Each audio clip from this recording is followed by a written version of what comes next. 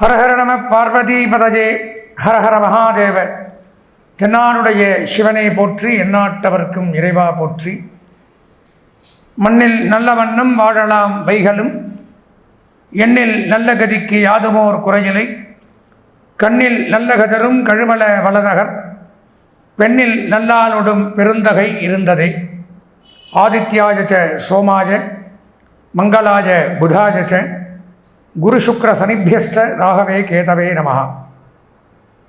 அன்பார்ந்த எங்களுடைய next gen தொலைக்காட்சி நேயர்களுக்கு உங்களுடைய ஜோதிட ஆச்சாரியர், ஜோதிட குரு சிவஸ்ரீ டி சரவணமாணிக்க சிவாச்சாரியர், முதல்வர் காஞ்சி காமகோடி பீடம் வேத சிவ ஆகம குருகுலம் சங்கரமடம் காஞ்சிபுரம். அலைபேசி 9865098370 9865098370. அடியனுடைய பணிவான வணக்கங்கள் மற்றும் ஆசீர்வாதங்கள். நாம் காண இருக்கக்கூடிய இந்த பதிவு அப்படின்னு பார்த்தீங்கன்னா, நமது நெக்ஸ்ட் ஜென் தொலைக்காட்சியின் வாயிலாக பலவிதமான ஆன்மீக நிகழ்ச்சிகள், மாதராசி பலன்கள், விசேஷ நிகழ்ச்சிகள், ஜோதிடம் சம்பந்தமாக, ஆன்மீக சம்பந்தமாக நிறையா விஷயங்களை பார்த்துட்டு வரும். அந்த வகையில் இப்போ பார்க்க போகிறது அப்படின்னு எடுத்துட்டிங்கன்னா, ஆங்கில புத்தாண்டு வருகின்ற 2026ஆம் ஆண்டு இந்த மேஷம் முதல் மீனம் ராசி வரை இருக்கக்கூடிய 12 ராசி நேயர்களுக்கும் என்னென்ன நன்மை தீமைகள் நடைபெற இருக்க போகிறது அப்படிங்கிறத பார்க்குறோம். பொதுவாக பார்த்தீங்கன்னா, இந்த 12 ராசிகளில் முக்கியமாக ஒரு சில ராசிகளை தவிர மற்ற ராசிக்காரர்கள் எல்லாமே 2025 பலவிதமான துன்பங்களும் துயரங்களும் கஷ்டங்களும் தான் பட்டுன்னு வந்திருப்பீங்க.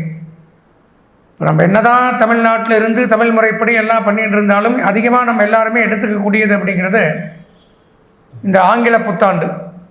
டெய்லி டேட் போடுறது அலுவலக ரீதியாக இருக்கட்டும், சில பேர்லாம் பார்த்தீங்கன்னா பர்த்டே கொண்டாடுற மாதிரி இருந்தால் கூட இங்கிலீஷ் டேட் தான் கொண்டாடுறாங்க. நட்சத்திர பிரகாரம் யாரும் கொண்டாடு அப்படியே மாறிட்டோம். அப்போது இந்த 2025 முடிந்து 2026ஆம் ஆண்டு துவங்கப் போகிறது. இந்த 2026 என்னென்ன மாற்றங்கள் நடைபெறும், என்னென்ன ராசிக்காரர்கள் நன்மை பெறப்போகிறார்கள், என்னென்ன கிரகங்களினால் என்னென்ன அனுகூலங்கள், இப்படியெல்லாம் இந்த வரக்கூடிய அடுத்த வருஷனாச்சும் நமக்கு இது கிடைக்குமா அது கிடைக்குமா, ரொம்ப நாளாக மனசில் நினச்சிட்டு இருக்கும் ஒரு காரியத்தை, அந்த காரியங்கள் நடைபெறுமா, எதிர்பார்த்த காரியங்கள் நிறைவேறுமா, 2026 எப்படி இருக்கும்? ஏன்னா வருஷங்கள் ஓடிகிட்டே இருக்கு. 2025க்கும் நான் பேசினேன், அதுக்குள்ளே ஒரு வருஷம் ஆயிடுச்சு, முடிய போகுது. பார்த்தீங்கன்னா ஒவ்வொரு தினமும் ஒவ்வொரு நிமிஷம் மாதிரி போயின்னு இருக்கு. இன்றைக்கி ஒரு நாள் முடிஞ்சது, எப்படி போச்சுன்னே தெரியாது பங்க். அந்த மாதிரி அதுக்குள்ளே இந்த டிசம்பர் வந்தாச்சு, 2026 வந்துருச்சு அப்படிங்கிறது நாளும் வருஷமும் நமது வயதும் அதிகமாகி கொண்டே போயிட்டு. அப்படி பார்க்கும் பொழுது இந்த 2026 2025 பார்த்தீங்கன்னா 4 கிரகங்களுடைய பயிற்சிகள் நடந்திருக்கு. இது முக்கியமாக பாயிண்ட் பண்ணிக்கணும். அந்த பயிற்சிகள் 2026 தொடங்கும். 2026க்குன்னு தனியாக எந்த பலன்களும் கிடையாது, நல்லா தெரிஞ்சுக்கணும். 2026க்கு எந்த கிரகமாக பயிற்சி ஆகுதுன்னு பார்த்தா அப்படி வச்சுக்க முடியாது.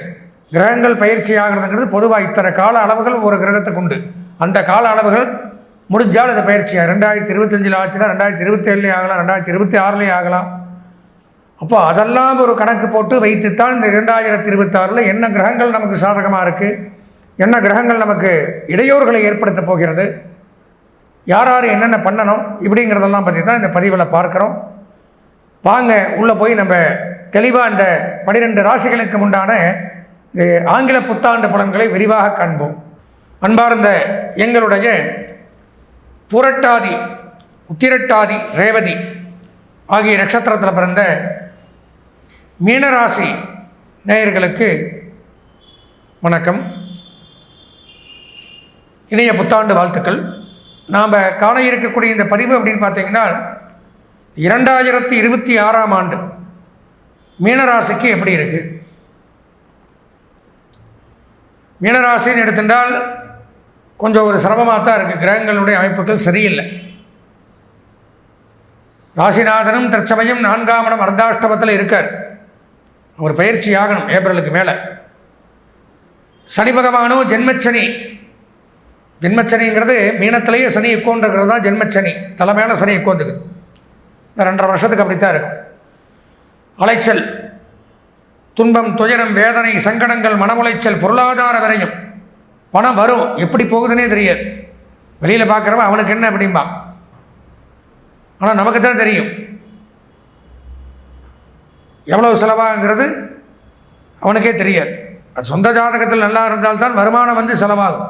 சொந்த ஜாதகத்தில் சனி பிரச்சனை பண்ணார்னா வருமானமும் வராது, செலவும் அதிகரிக்கும். கடன் தொல்லைகள், எவ்வளவு பண்ணாலும் கெட்ட பெயர், அசிங்கம், அவமானம், கேவலம், வாகன பழுது, ரொம்ப மன ஊன்னி, கவலைகள் அதிகரிக்கும். தூக்கமின்மை, பசியின்மை, நேரத்துக்கு சாப்பிட முடியாது, தூங்க முடியாது, அதிக வேலைகள், மன உளைச்சல்கள், பொருளாதார கஷ்டங்கள், இதெல்லாம் ஏற்படுத்துவார். ஜாக்கிரதையாக இருக்கணும். சொந்த ஜாதகம் பார்க்கணும். மீனராசினியர்கள் அவசியம் சொந்த ஜாதகம் பார்க்கணும். ராசிநாதனும் 4ஆம் இடத்துல அர்த்தாஷ்டமத்தில் இடமாற்றத்தை கொடுக்குறாரு, வேலை மாற்றத்தை கொடுக்குறாரு. பொருள் இழப்பு, இருக்கிறத வச்சு சாப்பிட்றது. அது போக நம்மளுடைய பெயர், புகழ், திறமை, வித்தை இதெல்லாம் மறைக்கிறார். தேவையில்லாத கஷ்ட நஷ்டங்களை உண்டாக்குறார். 5ஆம் இடத்துல ஒன்றுமில்லை. கேது பகவான் 6ஆம் இடத்துல நன்மையை செய்கிறார். அவர் ஒன்று தான் சாதகமாக இருக்கார். நன்மைகள் அதிகரிக்கும்.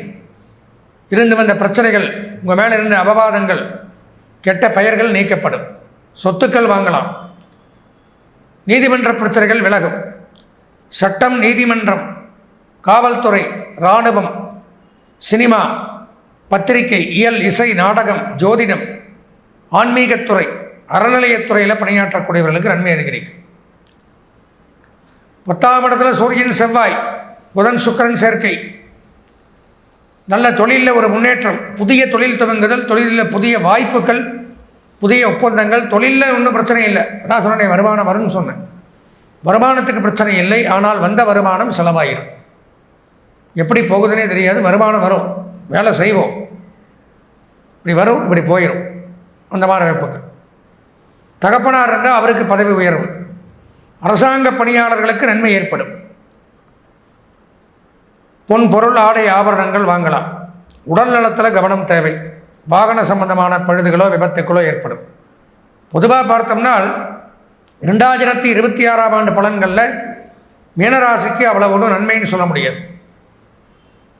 கண்டிப்பாக சொந்த ஜாதகத்தை பார்க்க வேண்டிய அமைப்பில் தான் இருக்கும். அதனால் 100க்கு ஒரு 70% நன்மைகள் அப்படிங்கிறத என்னால் சொல்ல முடியும்.